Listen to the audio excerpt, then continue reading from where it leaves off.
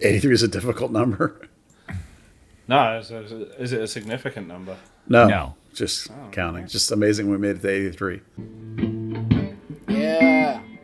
Woo. Ooh. Third Degree, the Third Degree Net Podcast. Third Degree, the Third Degree Net Podcast. Third Degree, the Third Degree Net Podcast. Third Degree, the Third Degree Net Podcast.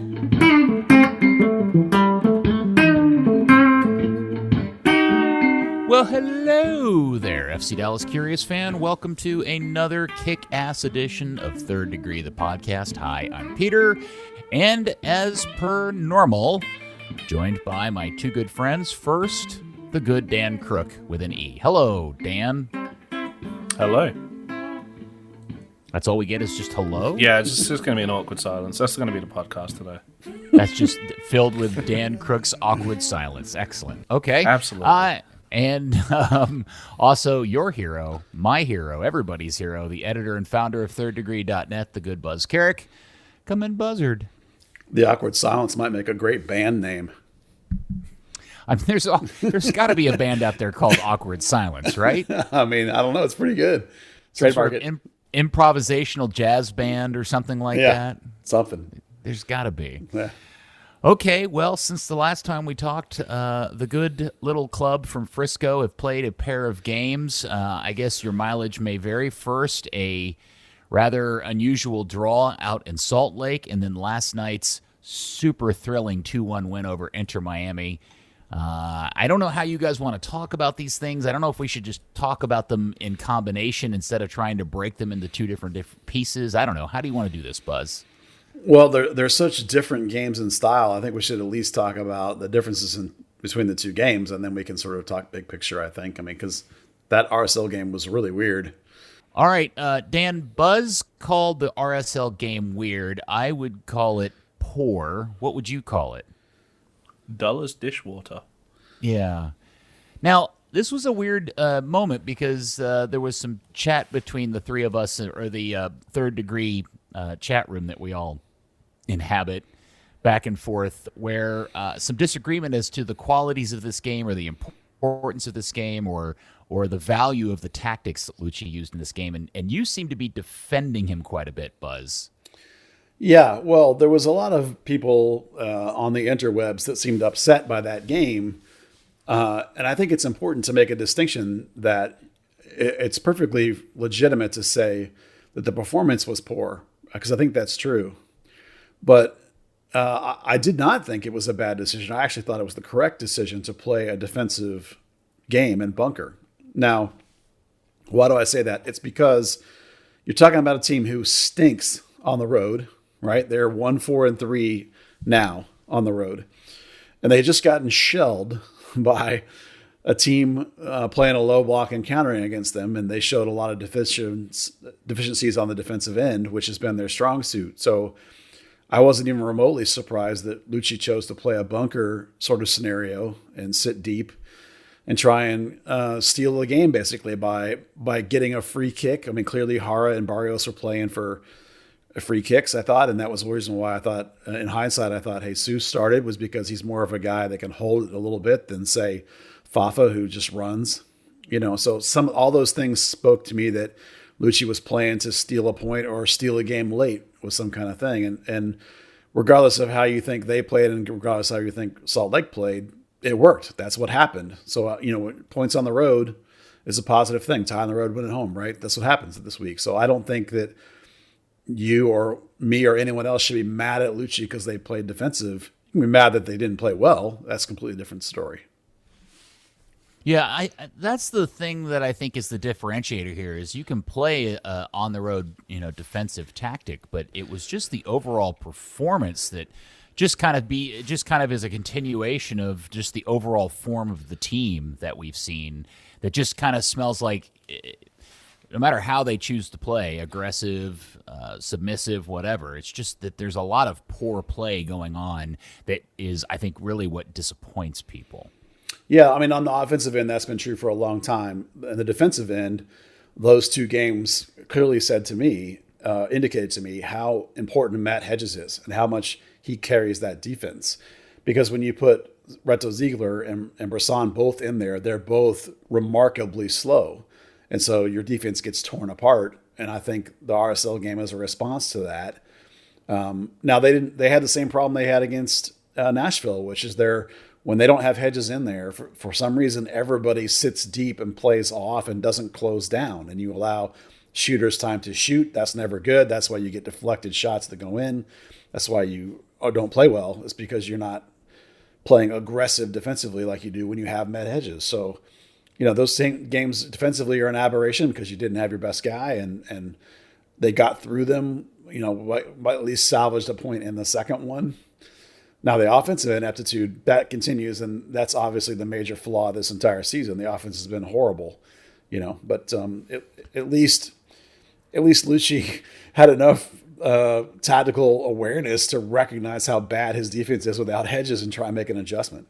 Okay, but Dan, am I just being pessimistic and a downer to say the only reason why Dallas didn't flat out lose that game in Salt Lake is because Real Salt Lake literally can't finish a sandwich?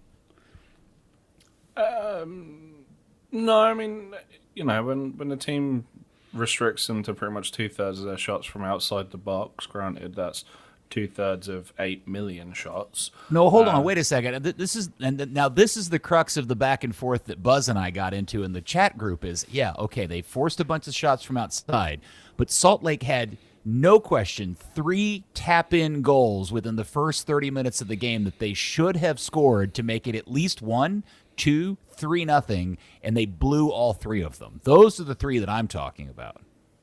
Oh, for sure. The one at the back post where Matey Boy just missed the open goal and smacked it off the post. I mean, Jimmy did well. How about the guy at the right post who had a wide open net and he hit it so hard and so wickedly it went out for a throw-in? Do you remember that one? Not off the top of my head. Oh, I think their right back came running in on a free ball in the box, and he just tried to murder it to death, and he actually put it out for a throw-in, and he should have scored all day, all night. And then, of course, the last one is the nice Morrow reaction save on the header. That was a nice save, though. Just look at the positives. Come on. Well, look, let's be honest. Everybody in MLS can't finish. If the guys could finish, they wouldn't be in Major League Soccer, except for maybe Joseph Martinez, and then he carries you to an MLS Cup. Real Salt Lake has the same number of goals scored as FC Dallas. We've just talked about how crap Dallas's offense is. RSL's offense is crap. They can't finish. So it's a calculated tactic to play defensively and try and make them have shots from a longer distance when they're a crap shooting team. I mean, they didn't score, but they're not good at it. That's okay. Part of the plan. Perfect. All right. So, but what was the tactical change Lucci made at halftime, or what was the, motivational change that he instilled in the team that actually made them play better in the second half in Salt Lake? We're still in the Salt Lake game here. Yeah, well, a big part of it was they brought Hedges in. I mean, he didn't come on at halftime, but they brought him in, at some point in the second half. The other big change they made at halftime was they took Jesus off and put Fafa Pico on, which gave you a second player that was capable of attempting to make them sit back on their heels. And you ended up with, instead of a team looking for a hold up and a slow build out with your team to get up to the front, they tried to go a little more vertical and play off of Hara into those spaces. That made Salt Lake sit back just a little bit. And then Dallas took possession of the ball and they brought Hedges in and that locked things down. And then RSL didn't have a shot in the second half. Dallas did a relatively defensive game. It was a little more towards a mid block than a deep low block, but they still weren't playing high end Lucci ball, possession Lucci ball, right? It was still different, So, I mean, obviously they didn't get it 100% right in the first half. And obviously some of the performances were not good. Whatever changes Lucci said to them in the locker room and bringing on Fafa and then bringing on Hedges worked. I mean, the team got better with those substitutions and they, I thought, earned a point and had a really good chance to win that game over the last however many minutes. Of course, they can't finish either, so they didn't. but at least they gave themselves the opportunities. That's what we've talked about before, Peter, about, they had moments that were decent. They just didn't get enough of them to be able to win the game. All right, so we'll I want to put a longer term pin in this because we'll talk a little bit more about Jesus in relation to the Inter Miami game here in a second. But he did start that game as a winger in front of Fafa Pico. Since we're talking about that game, do we want to mention anything about Jesus' first 45 minutes of the RSL game? Yeah. Yeah, like I said, I think the idea was he played as a false 9, and his average position ended up being like a legit linking 8. Like he was all the way back, like in the middle of the midfield. So effectively it wrecked the 4-3-3 and turned it into some kind of 4-4-2.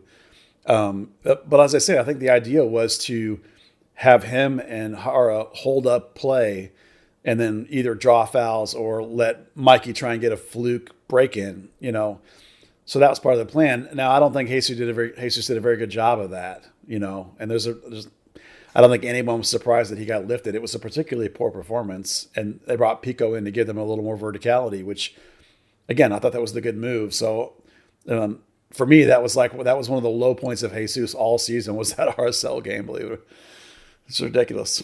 Yeah, it did. I found it kind of funny.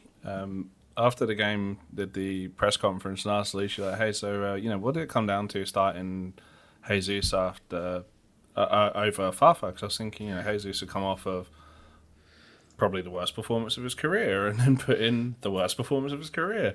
And Alicia was like, oh, he had a strong game last time. I'm like, what? No. Yeah, he we've talked about this endlessly. Whatever that relationship between Jesus and Lucci is, it's a strong one, and there, at this point, is there any consideration that Jesus is ever going to not play in a game, no matter how good or bad he plays? I've gotten to the point where I don't think so. I think he'll keep a spot. It's just a question of what spot he'll keep. And we'll come to it in a minute. And I think the Inter game makes that even more true. Okay. Strangely. Anything else about the RSL game that we need to cover then, since it was pretty drab and kind of a 0-0. It was another game where the team didn't score too, by the way. Yeah. I think the one thing is, we're talking about like the value with the point and defending well. The part that I didn't like was, we talked about those changes, putting FC Dallas on the front foot. They were firmly on the front foot. And it was almost like they ceded the chance to win the game to protect the point, which I know, you think with your head, not your heart, right? Logically, that's the smart thing to do. That helps with your points per game and everything else. It's just, we all like to see attacking soccer and 3 points, whether it's home or away. And it just, that aspect of it kind of grated a little bit. My only final thought is that it was related to what Dan just said, is that there's a difference between being defensive and not choosing to play with fight and tenacity. And I thought they did lack that a little bit in the first half, and maybe some chairs were thrown at halftime and snapped them out of it, perhaps. I mean, I have no idea. But I would like to see a little more fight from the get-go. And it's funny, I look at that team and I think, who was missing that made them so flat? And really all I can ever come back is Hedges. I don't see a lot of other people on this team that are 100% like balls in on battling as hard as possible, other than Hedges. Maybe it's Thiago Santos, but Fafa is. It's just the end product isn't necessarily there with Fafa. Yeah, well, he didn't start that game, so maybe that was part of why they were so flat, was him not being in there. And so the other thing I was thinking about that game was another performance of Ricaurte, and Ricaurte may be the nice segue between the Salt Lake and the Miami game. Just a couple of minutes on where he played positionally in the Salt Lake game, and your thoughts, Buzz, on his performance that night. Yeah, there's a progression that's happening with Ricaurte that's since he's come here, when he was going to be this playmaking 10 and all that kind of stuff. And the Inter game, which we'll talk about in a minute, is the final progression of it, because the RSL game definitely looked like he was no longer a 10. It was definitely a Santos single pivot with Tessman and Ricaurte both playing more as eights, deep kind of eights, not a high eight. So you really almost ended up with three guys in that same sort of window. Ricaurte does not seem to want to occupy the hole. He doesn't want to play as a pure 10. He wants to play deep. And so that's kind of I remember when we signed him, when Lucci signed him, or Andre Zanata signed him, I can talk about the right people signing him, not me. I had nothing to do with it. I talked about the video. He looked almost like a linking 8 because he kept coming from really deep. And the more he plays here, the more that's the case. Yeah, this is interesting because did either one of you get to watch the broadcast last night? No, I was in the stands.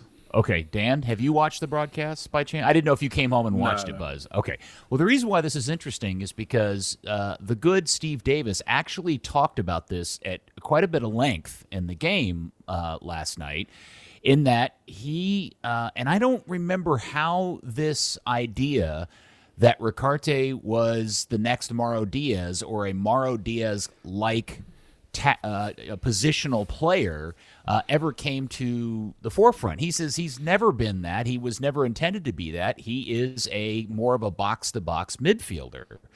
And that's really why I'm paraphrasing here, and I'm not trying to quote him word for word, but ostensibly he was just repeating what you've said for a long time, Buzz, which is, look, guys, he's not Mauro Diaz. He's a box-to-box midfielder. He's a connector, a linker. He's not going to put shots on goal, and he's not that kind of guy.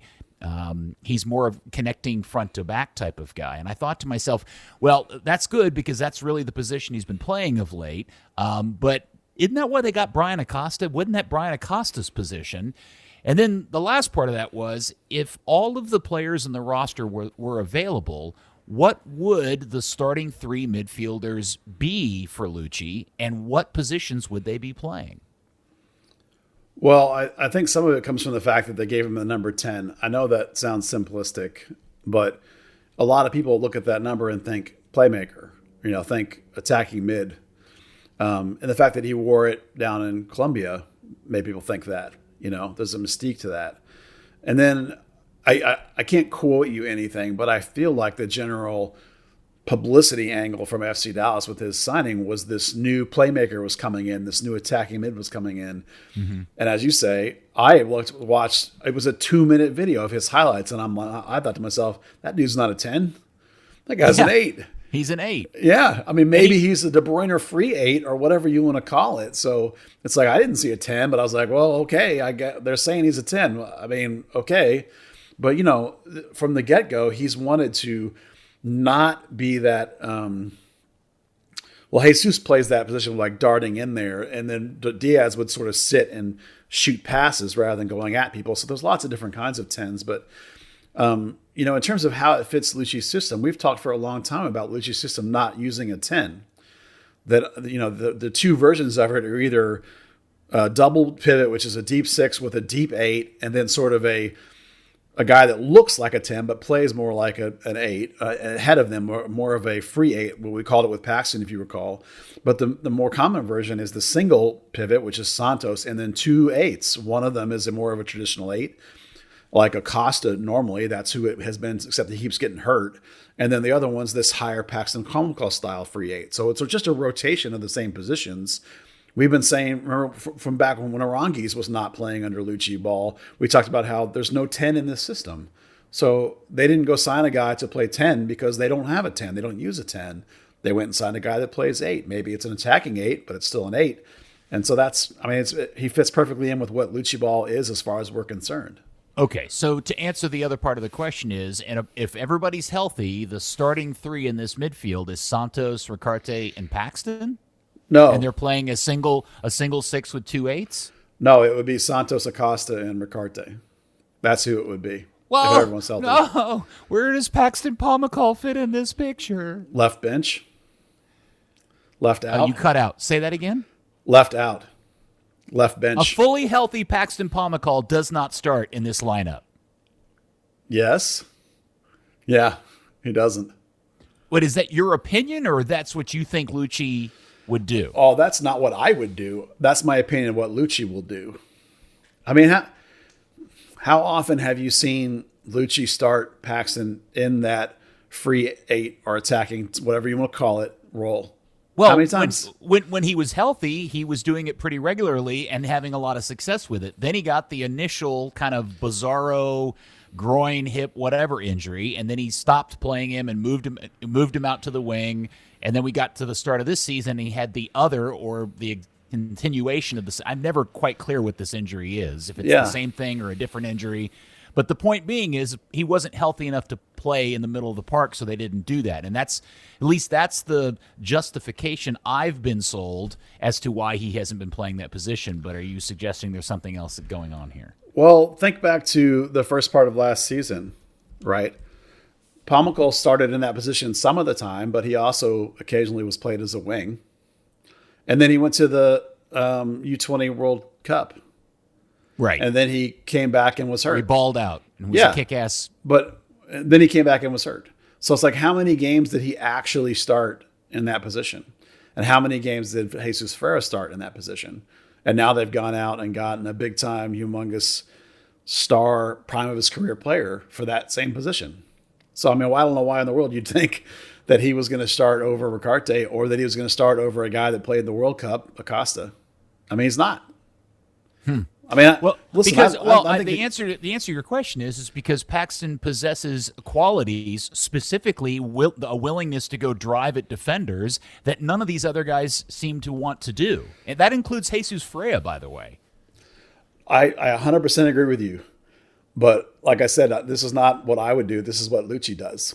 I mean, when has Lucci used Paxton in that role consistently enough to make you think that he's going to pile the whole thing on Paxton and give Paxton the keys? I completely agree with you, but again, just to repeat it, I thought that was based on the premise that Paxton had an injury of some sort that really meant that he shouldn't be playing there because it would put too much wear and tear and endanger that injury to make worse. That's how it was posed to me. Like, well, look, sure, he should be in the middle, but we can't do that to the kid because every time he finishes playing, he feels like he's been lit on fire. I mean, maybe they know something about his long-term health that we don't know.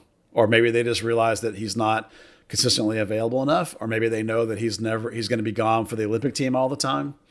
I mean, there's lots of factors that can go into why it's clear to me that they don't think that he's the starting guy on that spot. Not all the time. I mean, not over Ricaurte. We're talking about a sample size of Paxton's career under Lucci where he's been injured pretty much every day of it. He's had that lingering issue, whether it was the hamstring, the groin, the hip. He's had something going on. Yes, with the exception of prior to the World Cup run, where he was kicking ass for Dallas, and everybody thought he was the next great American attacking player. Suffering the hamstring injury. I thought the hamstring injury was from the World Cup play. No, it was the whole season. Was it? Okay. The hamstring was a knock-on from the groin, which took a long time to fully heal. You remember he went to that national team camp. Was that way back in January? And like the first, he trained like a couple of days and made like one appearance late in the game, and then they had to shut him down and send him back. Yeah. So, I mean, that was all last year. Well, the whole reason why I bring this up is because the addition of Ricaurte, I think, continues as the season goes on. My sense is that the fan base is starting to become less enthusiastic about him because maybe the realities of his positional play and his qualities, or at least what Lucci's asking him to do on the team, are different than what I think everybody thought they were getting when he showed up here however many months ago. Is that a good way of framing it? Yeah, I think that's fair. I mean, that's where I think they misplayed their signing of him when they played him up as this big. I mean, I can't even cite specifically what it was, but I sure felt like they were trying to say he was going to be this great playmaking 10, and he certainly definitely isn't. Called him an attacking midfielder. Did they? I mean, that's the thing. Is like so people were expecting one thing and they got something else, and I'm actually perfectly happy with him the way he actually plays. I think he's a fantastic player, and I think he fits the system better. And I'm actually really excited about the idea of having a dual 8 system that we think Lucci really likes, and there being a mix of Ricaurte and I hope Paxton. I just don't think it's going to be Paxton. I think it's more likely to be Acosta or even Tanner Tessman at this point than it is Paxton. I think Paxton at this point, if he even gets healthy, is like you have to look at like Paxton Ricaurte as one position and Acosta, Tessman, Cervania as the other one. Yeah, I mean, it's like they lost Cervania at the airport several months ago, and we have never seen him again. He's like, wandering around in some bathroom. Well, Tanner's out playing him, so, it's not... It's too many bodies. It is amazing how things change. And the reason why I bring all this up is now we move on to the game last night. We're recording this on Thursday evening. So the game in Frisco against Inter Miami is exactly what Steve Davis was talking about. He's this linking, this connector. He does all this, that. But what we're not seeing is any consistent dangerous attacking play, despite the fact we have this guy that I think by and large we all think is doing his job well in terms of playing that linking and connecting, but he's not the guy that's supposed to be creating. And I think that's the piece that everybody just needs to come to terms with, is that the team, once you get past Ricaurte, everything else is really, really broken. Yeah, I mean, against Inter, he clearly was deployed as a legit deep-lying playmaking 8. Not even pretending to be something like a 10. Jesus was playing as higher 10. There were times where he was playing as the 6. He was dropping back between the two center backs to collect the ball. Yeah, and actually he needed to do that a little bit more than he did in that position. There was a couple, like the goal came because Santos was on an island against two guys. But, I really, really liked Ricaurte in that role, if you assume that is what he's actually doing, which is linking 8. The problem, of course, is that puts Ferreira back as the 10, and we've seen how horrible he is. Now, I do want to give him Ferreira a tiny bit of credit that he put in more work and more effort and more running and more actual ball play and linking and building than I've seen in a long, long time in the first half. I actually thought he was great, other than he passed the ball out of bounds twice. Unfortunately, in the second half, he ran out of steam. And around the 65th minute mark, maybe the 70th minute mark, he literally ran over in front of the bench and just stood there for like 10 minutes until Lucci subbed him off, in front. He was in the way of Reynolds and Barrios. I was like, what is he doing? They just completely abandoned the middle of the field because Jesus ran away from it because he was gassed out. But okay, this is interesting. So you feel like Ferreira played a good game. Dan, what is your opinion of Jesus' performance against Miami? He tried. Yeah, I wasn't going to say that it was good. I said it was better than he's done in a long time. That's all. It was solid effort. It wasn't but it didn't. effective. But minus one particularly very good pass to Barrios that he put out at kind of a diagonal from the middle of the field to the top right part of the Miami box. Was there any particular super danger he created? I mean, he's playing the 10. Not really the 10. He's playing that kind of attacking midfield role. Yeah. Did anybody feel like they got much out of Jesus' performance other than the fact that he just looked like he tried really hard? No, but the problem is that Lucci always talks about all the little things Jesus does to make the team better. And when you combine that work effort and that energy and how hard he was working for his teammates, that's the kind of things that I think Lucci will say, oh, man, what a great performance by Jesus that was. And now you're going to say Jesus even more. I'm not saying that he's right. I'm just saying that's what I think what's going to happen with Lucci and Jesus, and we're going to be stuck with Jesus. The thing you can say about his performance is he was man-marked by a guy who won the 2018 World Cup, and you forgot that Blaise Matuidi was in the game for large portions of it. Yeah, I haven't been paying attention as to how well Blaise Matuidi's been playing for Miami. He wasn't particularly good last night. God, he was garbage. I thought. Well, you were there in person, so you can see a lot more and pay attention to things that you just can't on television. I saw you tweet that. And was there something in particular about Matuidi's game that really soured you on him? He was just rough. He reminded me of a guy that can't quite get his feet to do what he wants with the ball, and just was kept fouling guys and was just sort of static and stayed at home. And, maybe he's playing really negative because the defense behind him is not very good. So but he's played like someone that doesn't like playing in 40-degree weather. Yeah, no, that's entirely possible. I'm just telling you that I saw a poor performance. I mean, right. It's entirely possible the guy just didn't want to be there. I mean, we've seen that happen before too. I'm just saying, I watched the guy play and I'm like, well, this guy's terrible. Well, I want to go back and just kind of ask a general question about the Inter game, because here, the reality is that the attack, Lucci's attack, is broken and has been broken dating back to August. I mean, we can get very specific about the number of goals they have or have not scored in the run of play going on now for the better part of 8 games. And in the Inter game, up until the moment the penalty is given, did either one of you actually have any sense that Dallas was going to score and at least tie the game, much less win it? Go ahead, Dan. No, not really. They had that one little exchange in the first, I guess it was 20 minutes. Mm-hmm. And then, Dallas just looked kind of stale from there on. I mean, the first 10 minutes of the half were dead. Nothing really, nothing happened either way until the penalty. Right. Because the point I want to get at is, and this is something I think a lot of people may or may not be aware of, the last 2 goals in the run of play this team have scored have been created by and finished by their 2 starting fullbacks, Brian Reynolds to Ryan Hollingshead. Those are the last 2 goals, the goal last night and the goal in Kansas City that they won in Kansas City with. And Not in Kansas City. Goals have been scored by Hollingshead. Right. I don't know who assisted on the other one. Well, the one at Sporting KC. I don't remember who assisted on that. But you see where I'm getting at, which is we're getting 0 productivity. And by the way, another whiff of an opportunity by Frank O'Hara that if Christian Coleman or Cobra had done it, I'd be screaming bloody murder over. And now I'm really starting to wonder what in the world is going on with that guy. And Fafa Pico is a guy that works really hard, but again, can anybody tell me what he brings to this team? And there were moments where Michael Barrios looked dangerous, especially later in the game. He was like, was he even on the field to the kind of the start of the Miami game?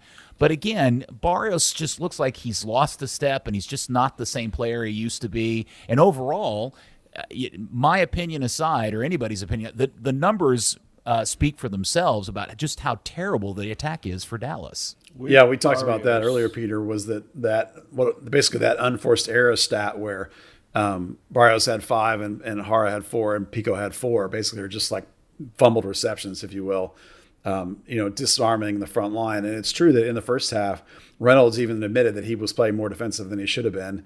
And all their offense was coming down the left side where they overloaded because of that left back. Their right back was really struggling. It was one of those games where they're like, they should be up 3 or 4 goals and they're not. And then it wasn't until Reynolds decided to go forward that all of a sudden there was any offense at all. It's like their entire offense is completely built on and is completely reliant on their outside backs overloading. If their outside backs don't overload, they have nothing. It's their whole play right now. Okay. But Dan, what were you going to say? Because I think you got cut off. Yeah, I was going to say with Barrios, that little one-on-one, the really nice long ball from Thiago Santos. Hara flicks on a header. Barrios runs clear of 2 defenders, and then he doesn't know what to do, and he just touches it aside of the goalkeeper, and it just rests really nicely for the defender. Just really summed up his season so far. But what I guess what I want somebody to tell me is, and I think I know why, but I'm not the expert here. Buzz, what is it about the team that is where is the failure coming in the attack that they're not creating these opportunities? Like, where is the broken piece or broken pieces? That's a good question.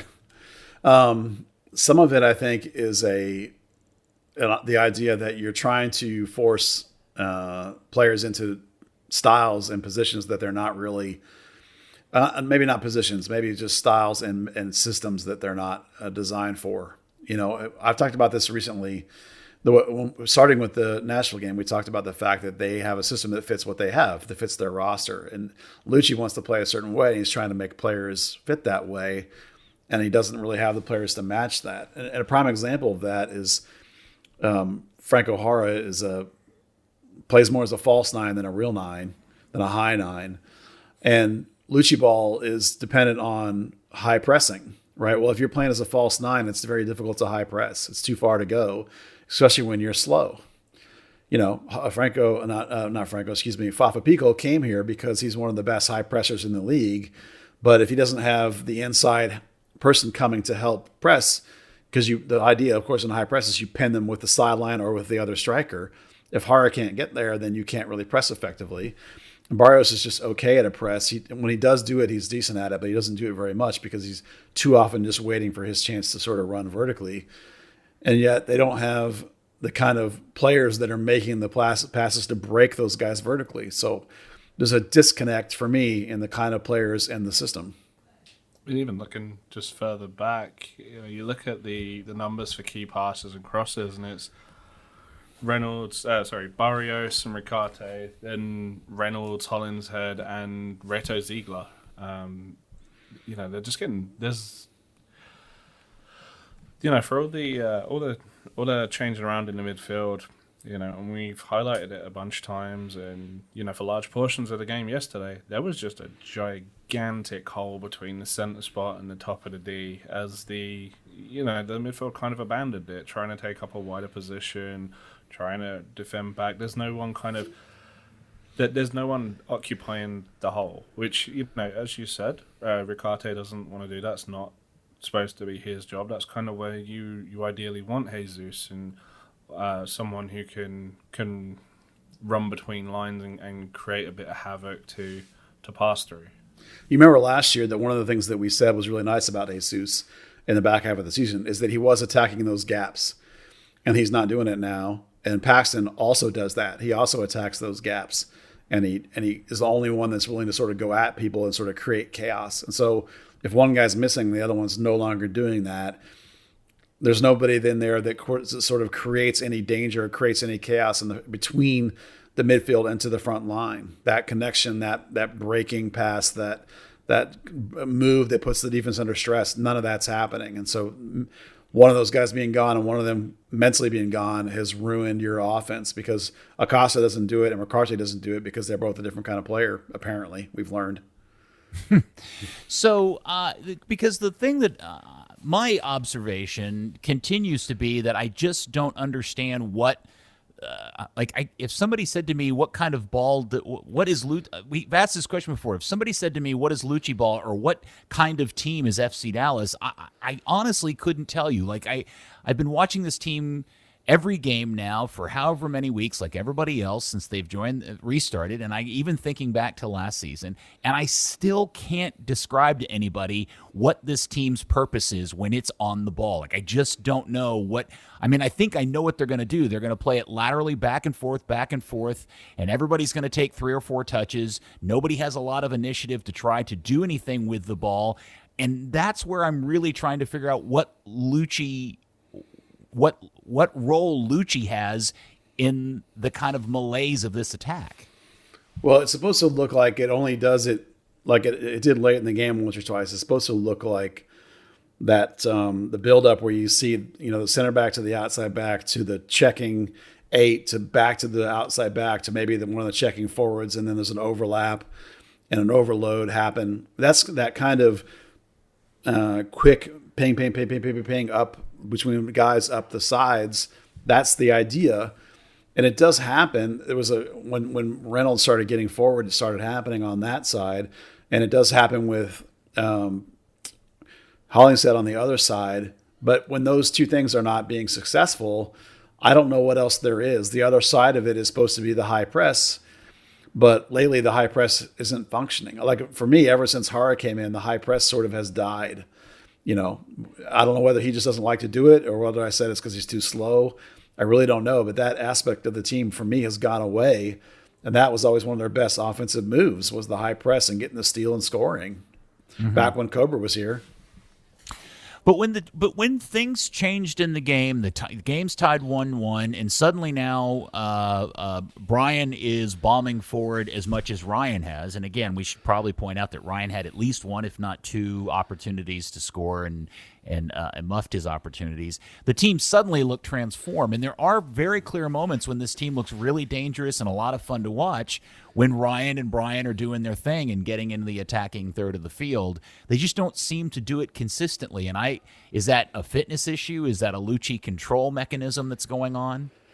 Well, some of the Brian staying back stuff is in response to when Hedges was missing, when he had slow center backs, and he's being told to stay home, be safe, and be conservative, and then so when you have coaches telling you to stay and not go, well, then you stay. But, the problem is the whole offense is predicated on them going. And so if they don't go, it's a problem, particularly when they're not high pressing anymore. The only offense comes from those overloads. So they have to happen. And if they're not happening, it's a problem. Dan, is there any path to this team becoming more dangerous in attack before the end of this season?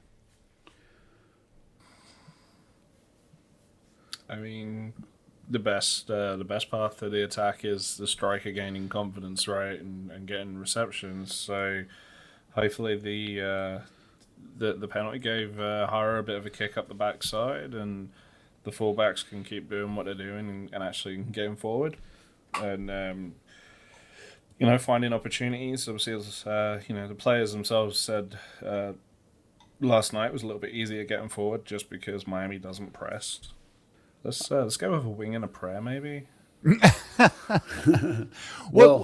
But Buzz, what worries you more in terms of an opponent? Let's assume they make the playoffs. The league officially announced that it's going to be based on points per game, and I mean, short of some sort of epic meltdown by Dallas and some sort of good run of form by somebody behind them, the odds of Dallas not making the playoffs at this point are slim to none.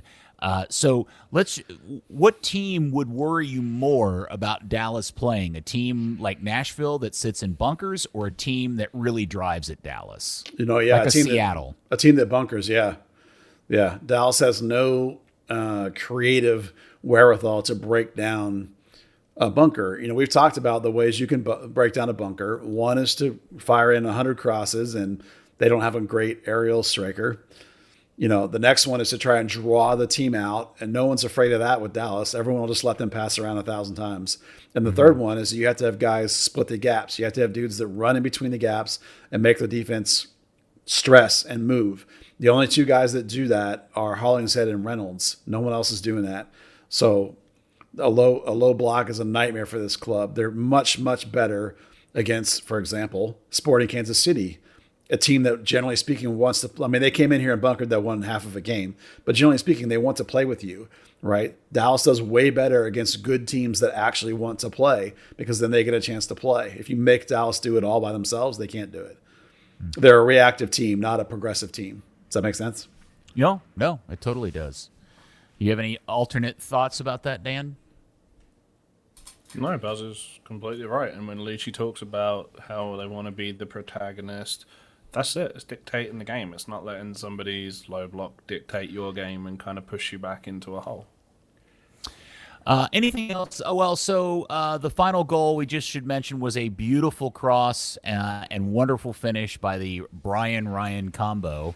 Once again, 2 times in a row. Anything else about the game that we want to talk about? Well, it was the first time all year that Dallas has come from behind to win after giving up the first goal. Yes. They're now 1-5-1 with that stat, which I think says something about the team a little bit, that they're not particularly resilient. But in terms of like thinking about the rest of the season, the fact that they finally got that one, and there's some quotes from Matt Hedges saying like, well, we really needed that. Our locker room is great. We feel really, really confident that, if we get in, because he has to say that, we can do some damage against some of these teams. And so that part is actually, I think, probably true, that this is a win that can galvanize them a little bit, as long as they don't get wrecked over the last couple of road games here, and one more home game. It's just nice to see. It's a step, if a tiny one. It's a step of positivity. So for what it's worth, they finally came back from losing the first goal. I was a little bummed out that we didn't get to see Victor the entire game. It was really nice to see him come out and play for a little bit. But I also was, admittedly bummed out we didn't get to see we didn't get to see Brek Shea again. I know. I would have liked to have seen both of those guys start, of course, just because we always want well for FC Dallas guys when they move on with their careers. Victor at least got into the game, Was Brek even on the bench? No, he wasn't even in the 18. So as far as I know, they didn't even bring him. I actually have no idea. Makes me wonder if he still has his house here in Frisco. I mean, he may. Certainly has lots of family still around here in the neighborhood. Yeah. I don't know. The other thing that was interesting about the game was that Rito Ziegler took it upon himself to post on Instagram that he would not be in the 18 because he had indirectly been exposed to COVID. His wife had seen somebody that tested positive, and so he was just being double, triple safe. And man, was anybody else really kind of put like surprised that he announced it and not the club? I think he did that on purpose. I think he did that to force the club to take him out of the game. What do you mean? They wanted him to play? Yeah, that's my assumption.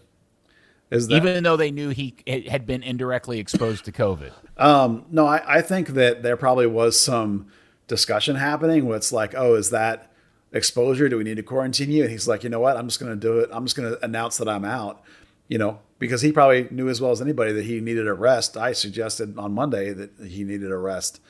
So I'm not surprised that he preemptively was like, screw it, I'm going to announce this, that I'm out, and then the team can just deal with it. Yeah, because then we got an announcement from the club a few hours later that essentially repeated what he had put on Instagram. I just found that really odd. The club doesn't like to talk about the COVID stuff. They probably didn't want to make it clear that someone had been exposed again, right? They got so much shit for it last time. Can I say that on the show? Sure. So it's your show. It's entirely possible that they were going to dilly-dally and be like, oh, we're just resting Reto. And he was like, I'm putting it out. There's also, they're kind of funny about injuries and that, right? So I asked around a little bit and I was told, like, what if he hadn't come out, what would the status have been put as? And I was told probably, more than likely, it would have been not medically cleared to play, which is the new MLS standard, right? Which, when you're 34, you're potentially looking at contract talks, maybe a move, whatever. You don't want to be listed as not medically cleared to play because that says, oh, injury. He's injury prone. And, Reto Ziegler hasn't had a whole lot, very many injuries really over his career, let alone his FC Dallas career. So he gets to control the narrative this way. But, the good news is they did what they called like a retroactive 9-day quarantine. I don't know how they worked out to be in 9 days because he trained today, but they did some kind of modified MLS standard and he trained today and will play against Houston. So over on Twitter, Buzz, you were asked from @ItalianSampler, with the Wings suffering so much to have much of an impact lately, what do you think about moving Hollingshead up to left wing and having Nelson start at left back? Well, it's not such a great idea. Not that I don't like Johnny Nelson, because he is a solid defender. But the reason the outside backs are successful is because of the concept we keep talking about, which is the overload. Right, you're the extra attacker coming into the space occupied by just one defender. So if you put Ryan on the wing, then he's one-on-one with just one defender by himself. And with Johnny Nelson behind him, there's no overload because Nelson is not comfortable with the overload yet. So it basically, if you put either one of those outside backs as a wing, you basically derail the entire concept that they're working on. Now you could put Munjoma at right back, and so that would work. He would still overload with Brian if you put Brian at right wing. But Johnny Nelson would need probably half of a season of games, 10 to 15 games before he would be comfortable becoming an overlapping outside back. I think he can do it. It's just that he doesn't do it right now. Towards the end of the game, when Lucci made all of his wholesale changes and he took off Ricaurte and he took off Hara, and there was still a few minutes left in the game, did anybody worry that Lucci was going too defensive and he was really setting the team up for a disappointment with how much defense he had thrown on the field trying to protect a 2-1 lead? Yeah, I certainly did. I mean, I got the change to that 5-4-1 is something he's done fairly frequently. I always hate it when you take off all your possession style players. And, you can get the idea that you want to have some fresh legs on, but some of his choices that he has available are not players that are good at holding the ball up, and letting your team defensively step out and refresh themselves. Now, I think Pepe is going to be a really great player someday, but right now he's not particularly good at hold up play, which is to shield off the defender, find a guy to lay the ball off to so you can relieve pressure. And with Tuamasi, same thing, right? Not Well, necessarily what a player to position relieve was pressure. Tuamasi playing last night, by the way? He was playing left, mid/wing above the left wing back. Well, basically, it's a 5-4-1 at that point. So basically, it's a flat 4 in front of a 5-man back line. So he was your left side midfielder or whatever, or left wing, whatever you want to call it. With at that point, I think it was it still Barrios on the right? I can't even remember. No, they had put Barrios up top by himself, I thought, and then it looked like Tuamasi was just told chase the ball and press it wherever it is. I don't care if you got to run all the way to their goalkeeper and back to ours. You just run until you're dead. Santos and Tessman at that point were the windshield wipers, as the Germans called them, in front of that back 5. And then, in theory, Tuamasi, Pepe, and Barrios are taking turns all as the high relief player, that you want to play a long ball out to and then have that guy not turn it over instantly. That's the whole thing, right? You want to have him either be able to turn the defender and go deep with it, or at least shield him off until your team can step out. And that wasn't happening. None of those 3 guys are good at that. They all suck at that. So it's like, I don't like the choices that he made in terms of that style. It's like, if anything, you probably should have kept Hara on, frankly. He's the best guy at that hold-up play that you have. I mean, he's not great at it, but at least he can do it some. Okay, so Houston shows up into town this weekend, and they're not playing very well either. And they're, I guess do they have a chance of still making the playoffs? Oh, good question. So they're on 1 point. Team eliminated at this point. Say that again? There isn't a single team in MLS eliminated at this point. All right, so they are averaging a single point per game. Dallas is sitting at 6 if you average it out on points per game at 1.47. They have San Jose and Colorado behind them, and then Vancouver's just beneath the line at 1.14. Dallas, I'm assuming if they were to win one more of these last 3 games, that would absolutely lock them into a playoff spot. Buzz, do you have any idea how Lucci's going to manage the Houston game? Because the 2 games, this is their last home game. The 2 games after this are both road games.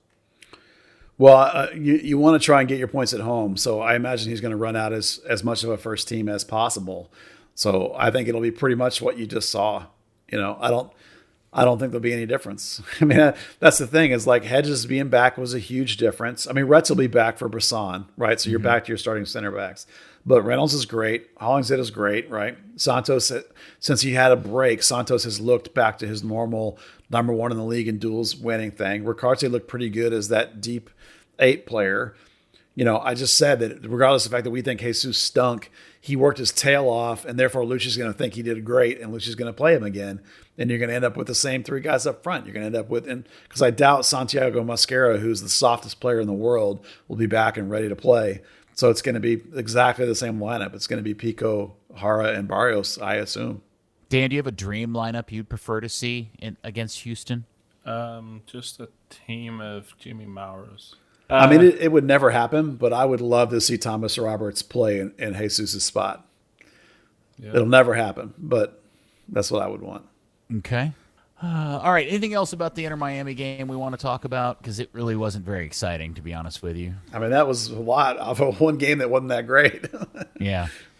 I don't know. I think it says a lot about the state of the team that they feel so relieved and excited about beating Inter Miami at home. I think that speaks a lot to the qualities of the season as a whole, doesn't it? Were they excited about that, or were they excited about the fact that combined with Colorado losing effectively sealed the playoffs? Oh, probably so, yeah. Because they can lose. I think Colorado have to win all their games, and everyone below them win all their games, and Dallas has to lose their last couple, and for Dallas to be eliminated at this point is such an impossible scenario. Right. So I'm assuming the playoffs are just 1 versus 8 go down the line, so they'll probably end up playing whoever is 4th, I would assume. Third. No, 3rd. Portland in 3rd. Right, so they'll end up playing a one-off game against Portland. In Portland. Well, the home form is why Lucci wanted to have a home game. So, this year, but that goal obviously did not materialize. Yeah, for them to get a home game, they're going to have to essentially win out and really accelerate their points per game and hope that LAFC or Minnesota bomb a few games. Basically, yeah, that's what you got to hope for. I mean, it's not likely. I mean, let's be honest. The way this team plays, they have just as much chance to go to Portland and win as they do to host, somebody here that's good enough to be in the playoffs. Home field advantage is not what it was. I mean, it's still big, but it's not what it was. And the way Dallas stinks it up against bad teams and does really good against good teams. Look at the way they played Sporting this year, and look at the way they played Minnesota this year. Two teams that they played a bunch that are ahead of them. So whatever, man. In a single game knockout, I like their chances to make some noise. I mean, I don't think they're gonna, but it's just as likely as it is that they would win a home game. I'd make it more likely that they'd actually play SKC because Portland have got Vancouver and and Colorado, so they're gonna probably overtake SKC. Well, I really like their chances of going to Sporting and doing something. Yeah, it's either going to be that or Minnesota, which is a winnable game. Although as we predicted in a pod previous to this one, that means they'd have to get a winning result against Kansas City for the fourth time. Remember, they've played them 3 times and gotten either a win or a tie each of the time. They haven't lost to Kansas City. That would be tough.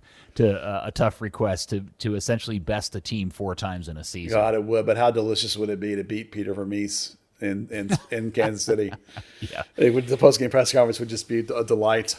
Hey, maybe we are to Kansas City as Nashville is to Dallas. Yes, definitely. Maybe that's the way to look at it. Yeah. Okay, so anything else about Football Club Dallas before we move on for the rest of the pod? Well, this is a minor point, but I just wanted to say how impressed I am with Nicosia Burgess. Every time I watch him talk or like a story on the guy, he's just, like they did this stupid video today on Big Bad Brian for Player of the Week or whatever. And every single one of them players just did sort of the bare minimum Big Bad Brian. And Nicosia actually had something to say.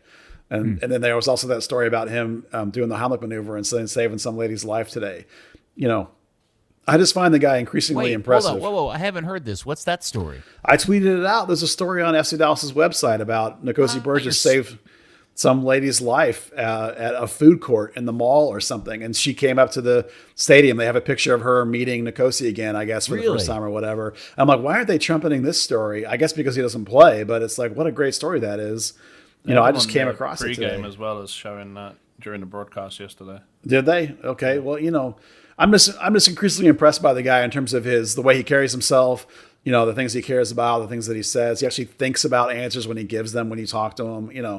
I think the guys, it's yet to be seen whether the guy can actually play at an MLS level or not. But, the way he carries himself, it impresses me. And then North Texas ended their season. The bad start to the season finally caught up to them. Despite winning, they missed the final, which I guess also has its own news story that we need to talk about. And Buzz, you were at the final game of the season? Yes. Well, the number one most important thing to say is that Thomas Roberts in the final game played as good and as above the level of the game as he did when he was in the academy. He dominated that game like he dominated academy games. And this is what we've been waiting for, right? We've been waiting for him to be far and away the best player on the field and far and away the dominant player, to now that it almost looks stupid that he was in the game. And that's phenomenal. That's exciting. And it's why he's been making the bench lately for the first team. And it's why I'm now ready to put him in for Jesus, because it really is remarkable. Now, he said after the game that he dislocated his wrist and popped it back in and taped it up. I think he's exaggerating. Like, if he had actually dislocated his wrist, he'd be much, much worse off than he is. But it doesn't change the fact that the kid is tough as nails and is now playing with a bum ankle that he got hit. It's not bad, but it's like he re-aggravated this little ankle problem he has been struggling with. And he played through with his hurt wrist, and still was a dominant performance. It's just, I love to see kids progressing like that, and it's just really exciting. If in fact, we whisper his name again? Thomas Roberts.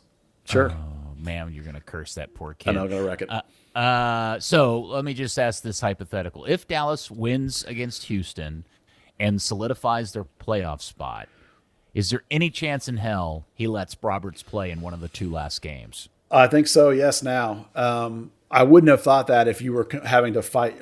Not only would I not have thought it, it would not have happened if you were having to fight for a spot. But if he feels like you're not going to lose a position in the standings, then I think, plus you're going to want to rest some guys over those 3 games because you want to be fresh for the playoffs. So you'll see some rotation. And I actually think it's a long shot, but I think there is a chance that Roberts might get a game, if nothing else, maybe off the bench, because one of the ways you can manage load when you have 5 subs is you go ahead and use all 5 subs and let guys only play 60 minutes rather than 90 minutes. So I think there's a good chance you'll see him, given that, Ricaurte's playing as more of an 8 these days than a 10. I think there's a chance. So what's your overall kind of summation about the second season of North Texas Soccer Club? Well, they got significantly hampered by the COVID situation. I mean, it's pretty clear that if the first half of the year you would have had the ability to bring more guys up and down, specifically Nkosi Burgess and Eddie Munjama were supposed to play the whole season with North Texas, and they didn't, and they couldn't. And FC Dallas had to keep them up because they had guys that were so precarious in the same situations with all this stuff going on. They couldn't risk having them not easily available. And it wasn't until the very end of the season that they were able to finally send them down. And so those 2 guys are a big part of how the defense turned around for North Texas. If they would have been down all year, then North Texas would have run away with the league just like Greenville Triumph did, and you would have had both of those teams top of the table and in the finals. So it's only because of the COVID situation and the not being able to go back and forth that North Texas wasn't as good as last year. As soon as they did those things, then they were tremendous again.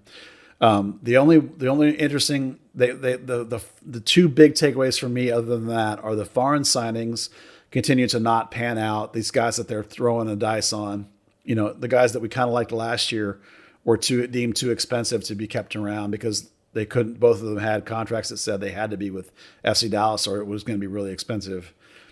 And then the other thing is that for me, Nicky Hernandez, who's the kid out of SMU. This is the first kid I think has a legitimate shot to have signed with North Texas and break into FC Dallas. Now, they basically circumvented the draft by doing this, by signing him directly. It means that there's a million different ways they can get him to the first team. And it's really fascinating because you did an end around on a guy that wasn't in your academy, and he looks good enough that I think he can challenge to make the FC Dallas roster next season. Now, the only problem is that he's a linking 8. So there's a lot of those around. So that's probably the reason that he won't make it. But basically, he's a guy that would have been a first-round draft pick. So basically, you swiped a first-round draft pick out of the draft pool by using this mechanic. And that's interesting on its own. And then also in terms of, so he's basically like Burgess is, he's a player you're developing that you've taken out of your senior class of college, who has potential to be a player for you someday. And Montgomery 2 years ago and Emma and Francis 2 years ago, they don't all make it, but at least he's a guy that has a legit shot.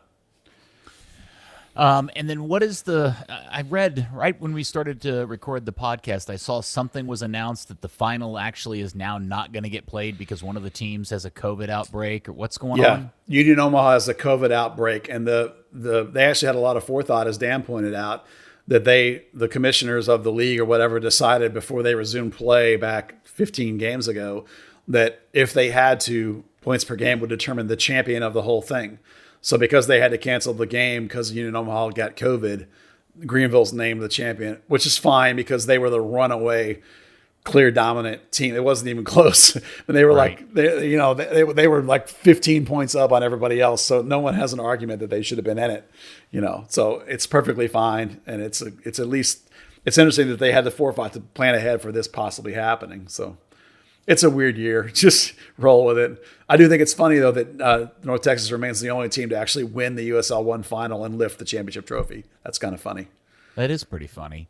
I do have another question, which is, do we have any idea of how Major League Soccer is planning on rounding, to what number will they round out to on the points per game before they round up, if that makes any sense? Oh. Is it 2 digits, 3 digits, 4 digits? I think it's just 2 because that's what it displays, and then it depends what the tiebreakers are going to be because goals for, goals against, goal difference, wins, all that now Well, is up in the air. So do you go goals per game? Do you know? Oh yeah, they adjusted all of it to a per match. Like they have the 9 tiebreakers, and every one of them is now per match. So it's all going to be averages and. Yeah, but my question is that isn't it pretty fair to say? So they're going to leave. If you're saying at like 1.84, they wouldn't go to 1.8435.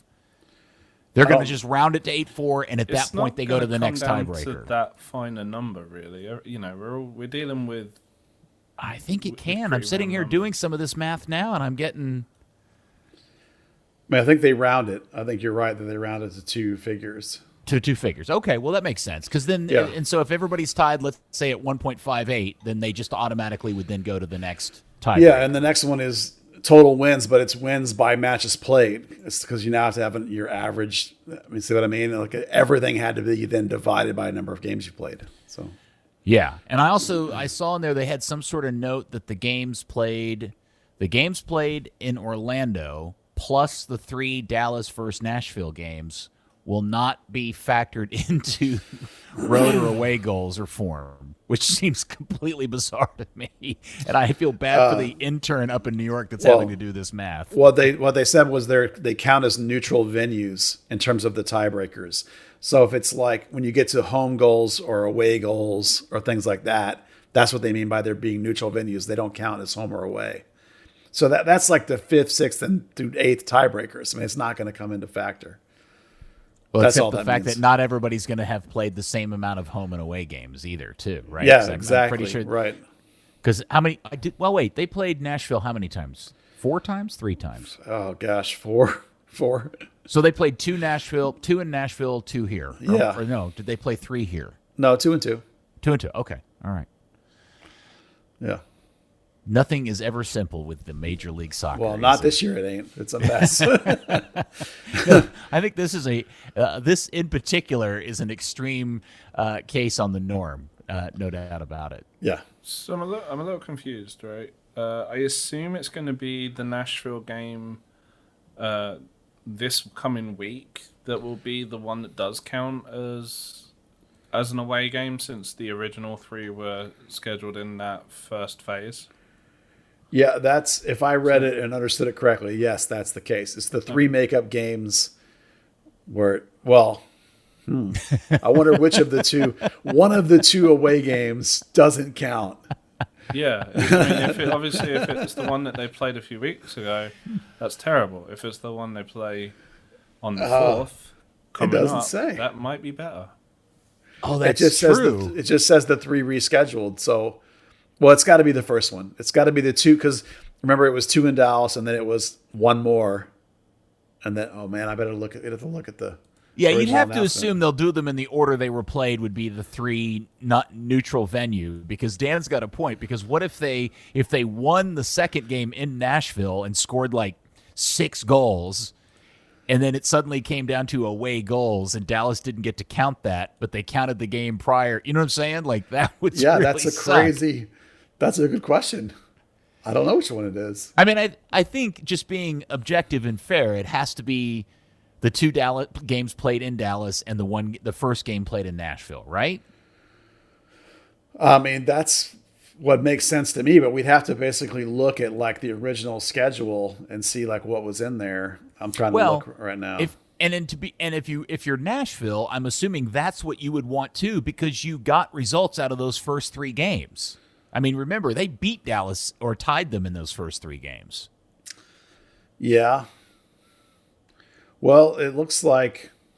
But based on how they've played Dallas, they're probably going to win the 4th also, and it really won't make a difference.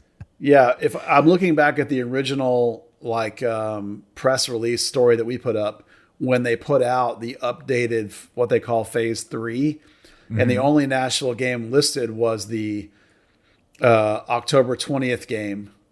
So at Which that is point, the 3-0 loss. right at that point, there's a third hypothetical makeup game that has not been scheduled yet. A 4th, So it's, you mean? Yeah, no, a third makeup. A 4th game, but it's the third makeup game that has yet to be scheduled, basically what they said. Oh, right? So it's the third makeup from the tournament that's floating out there. So the one that they still have to play is the one that doesn't count as your wait. home. Now my brain hurts. I thought the three Yeah. games they've played against Nashville are the three games that they would have played in the tournament. I know. I'm this- saying that's wrong. You're saying the fourth game is actually the third game that was not played in the tournament. Yes, Why is Right. that? because it wasn't scheduled at that point. You remember when they put out that release? They were Yes. like, "We have yet to reschedule the extra game." Okay. So that's- now this gets interesting. Yeah. Because if the first, second, and fourth games are the neutral venue games, that's Yeah. when how the results go could, in theory, potentially affect Dallas's placement in the playoffs, or Nashville's for that matter. Yeah, well, like I said, it's the fifth and beyond tiebreaker, so it's not likely it's going to come into factor, but it is interesting. Yeah, I love a good conspiracy theory. I know, right? All right. Anything else, good sirs? Well, the only other thing I wanted to talk about at all was that if you watched Eddie Munjoma play with North Texas, like before, I wasn't 100% sure about how he was progressing because we can't watch training. The games that he played clearly demonstrated that he's 100% ready to be, in the mix in terms of being Brian's backup next year. And when Brian gets sold, like 5 months from now, then Munjoma will be ready to play. Within reason, he'll be ready to play right away. And because we are the Kit Nerd podcast of record, we should at least take note, and I'm going to go around and ask, what is your reaction to the new alternate Dallas Stars black with the Dayglow green trim sweater they debuted the other day? Dan, I'll let you go first, since you're a it's resident bloody hockey lovely. buff. Huh? I said, oh, it's bloody lovely. You like it? I do. Buzz? I like it as a third jersey. If that was But that's what it is. I know. That's what I'm saying. I like it. I like it because it is a third jersey. I like it as a third jersey. Third jerseys to me are fine when they're gimmicky and weird and crazy. I'm on board. Second jerseys or primaries, I don't like them to be crazy and weird. Would you have liked it to have been not a third jersey, Dan? Do you like it enough for it to be like their away jersey or home jersey? Well, I mean, it would have to replace the green, and it can't do that. That's Victory Green's the team's color. Right. But no, I mean, like you say, as a third jersey, it's perfect. It's that skyline green off the Bank of America or whatever building, and it definitely a very eye-catching look and something they haven't had in a long time. Yeah, it makes me contend that the much derided Dallas Mavericks City jersey that also had the Dayglow green and some of the gradient blues was largely unliked because of the graffiti writing of Mavs, not because of the color scheme of Probably, the shirt. Yeah, I think you're right about that. Definitely. I think that's what kind of made it look too clowny and Well, too much of a bit. As we often say with these funky jersey ideas, it's about execution. You can have lots of great ideas, but if you don't execute, it doesn't work. And this new one looks like a Tron thing, which I'm on board with. I think it looks cool. It does. I will say, though, the only problem I have with this is that I think that the way the Dayglow on the black sticks out, it really highlights the one of the few flaws in that logo that I dislike, that just drives me nuts, which is that weird space of the triangle of the right part of the star where there's that little gap where there shouldn't be a gap. And in this particular shirt, it sticks out like a sore thumb, and it makes me nuts. It's a terrible design. I don't know, Dan, if you've picked up on that, because it's always bad in the normal just sweaters and the normal logo, but here it's accentuated quite badly. I can't say I have, but I will definitely look it up. I'm surprised as a design guy you haven't picked up on that. Look for the little missing space of the right arm of the star where it connects back into the D. They had a design issue where they couldn't connect it or it would mess up the shape of the D, so they left this little blank triangle of dead space, and it makes it look like the part of the star is broken. I see that. That's always driven me nuts about that logo. I thought it was cliche to do the D in the first place, but that element of the logo just now, once somebody pointed that out to me, I can't help but not see it, and it drives me nuts. It's on the Which legs part, too. sorry? Say that again?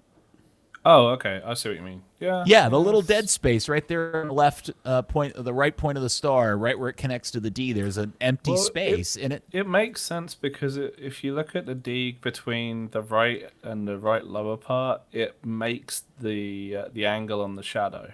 No. You So can say it in all looks the like proper it's- British language you want to. It's bad.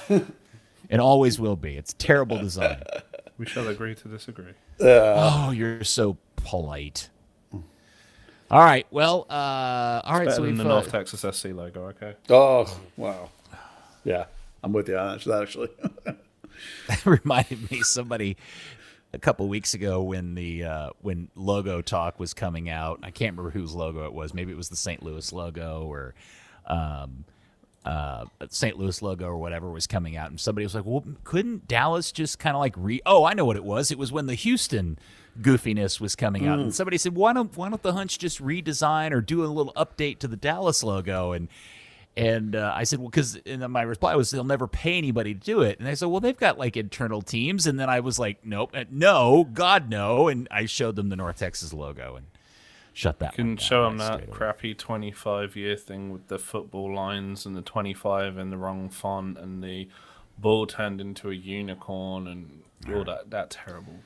I know it's not a nice thing to say, but I will repeat it. It's just a club without any style.